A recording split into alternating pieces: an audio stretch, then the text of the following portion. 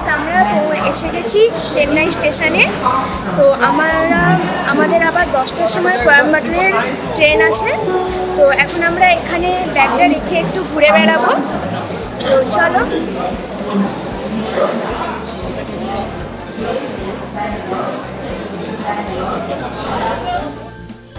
এসে দাঁড়িয়েছি Chennai central clock রুমের সামনে। এখানে আপনারা মালপত্র রেখে বা ব্যাগেজ জমা রেখে চেন্নাইয়ের আশপাশটা ঘুরে দেখতে পারেন।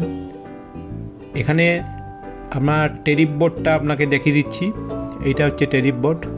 এখানে কি টাকা লাগছে, কীরকম কী টাকা লাগছে, মাল রাখতে কতক্ষণ টাইম, এবং এখানে কি করতে হবে সেটু বলে রাখি যে এখানে যে ব্যাগেজ রাখবেন তাতে আপনাকে মাস্টলি লক ব্যবহার করতে হবে, মানে তালা চাবি ব্যবহার করতে হবে।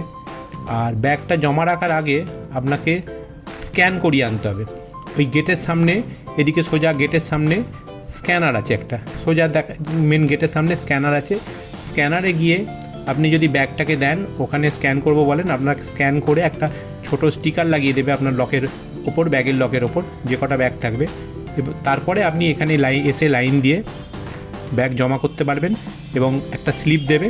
আর এটা রেলেরই রেলেরই জিনিস, অতএব বেশি টাকা লাগে না, এখানে খুব সামান্য টাকাতেই হয়।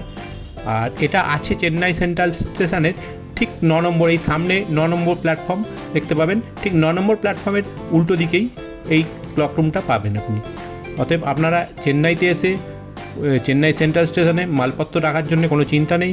আপনারা যে কোনো অসুবিধে হলেও এখানে রেখে আপনি আশপাশটা ঘুরে আসতে পারেন। এখানে 2 দিন ধরে মাল রাখা যায়, কোনো অসুবিধা হবে না।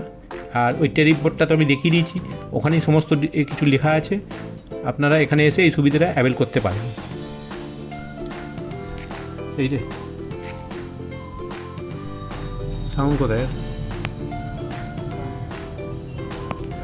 আবার